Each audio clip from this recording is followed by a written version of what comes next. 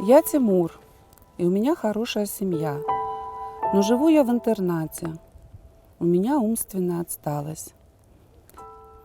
Это письмо мне помогла написать моя мама. В моей семье я самый важный человек. Мне больше всех уделяют внимание, со мной больше всех возятся. Мне ни в чем не отказывают. Я ходил в обычную школу. Конечно, это требовало усилий от меня и учителей. Преподавателям приходилось объяснять мне урок по несколько раз. Они со временем устали, вызвали маму в школу, жаловались на меня. Но не это стало причиной тому, что я оказался в интернате. Мама увидела страшную картину того, что со мной случилось во дворе. Соседские мальчишки стянули с меня штаны и стали смеяться. Я не мог сразу понять, что происходит. Мимо проходили старшие, тоже смеялись. И никто никого не ругал. Это увидела моя мама. Она забрала меня домой и больше не выпускала.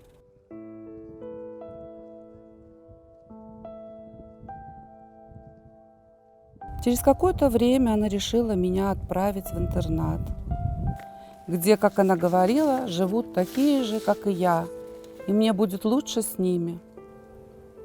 Мне здесь нравится. Здесь меня не заставляют много учиться, просят только много рисовать. Мама говорит, что я хорошо рисую, и постоянно просит моего учителя поддержать мой талант. Мама говорит, что, возможно, я стану таджикским Пикассо. Но я пока не знаю, кто он. Но мне очень нравятся ее слова и настроение, когда она говорит о моем будущем.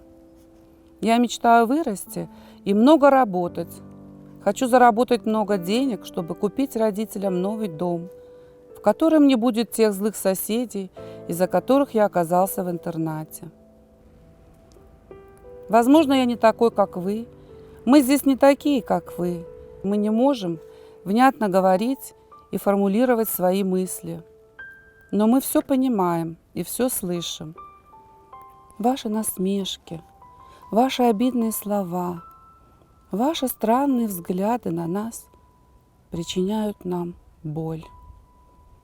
А боль со временем перерастает в ненависть ко всему живому.